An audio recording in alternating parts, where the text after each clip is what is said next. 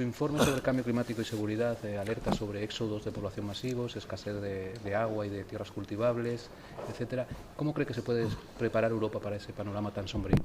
Pues no es un panorama sombrío, es un panorama realista, que yo creo que todo el mundo tiene que hacer esfuerzos por ser realista con las circunstancias con las que vamos a tener que vivir debido a problemas que hemos creado nosotros. El cambio climático no es un invento, el cambio climático es una realidad y hay que responder a ella con solidaridad.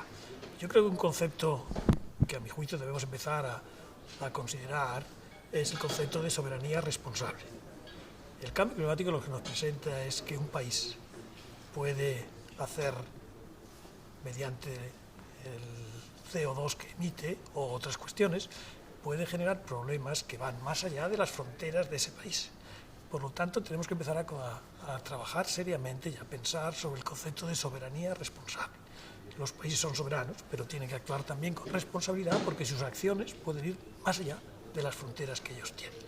Y la obligación de las organizaciones internacionales es pensar cómo se puede hacer el análisis de los problemas potenciales y qué medios se pueden poner para paliarlos. Yo he señalado algunos son obvios, el problema, por ejemplo, de la desertificación. Sin duda eso va a generar problemas de alimentos, problemas de recursos, agua, por ejemplo, y probablemente migraciones inducidas por el cambio climático.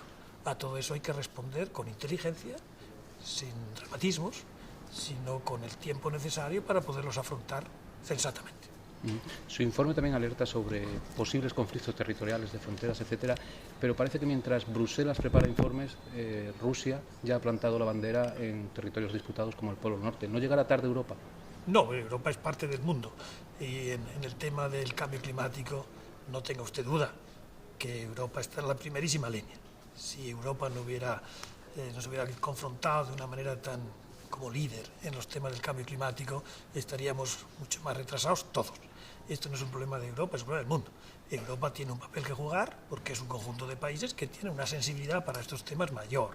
Y gracias a que Europa está presente con su discurso, con sus acciones, yo creo que se ha llegado a acuerdos, como el que se llegó no hace mucho tiempo, para tener compromisos serios para el tema del post-Kioto. ¿Y cómo interpreta que una potencia como Rusia empiece ya a reclamar territorios en litigio? Bueno, es que hay territorios que eran territorios que no se podían usar, no se podían utilizar, por ejemplo, para extraer recursos, ya sea gas, ya sea petróleo, ya sea otras cosas, minerales, por ejemplo. Y lógicamente, cuando eso no existía, los territorios eran territorios inocuos. Ahora esos territorios tienen un valor superior y, por tanto, las posibilidades de demarcar las fronteras son más reales ahora y más útiles que lo eran entonces. Y eso va a ser otro de los problemas que vamos a tener. No son dramáticos, pero hay problemas que hay que tomarlos con sentido común, con sentido de la responsabilidad y con ese concepto de soberanía responsable. Por último, otra de las posibles víctimas del cambio climático podrían ser las instituciones internacionales o el orden que surgió tras la Segunda Guerra Mundial. ¿Cree que sobrevivirán esas instituciones en el siglo XXI? Bueno, las instituciones pueden sobrevivir y deben sobrevivir. Lo que sí es verdad es que las instituciones tienen que adaptarse a una realidad nueva.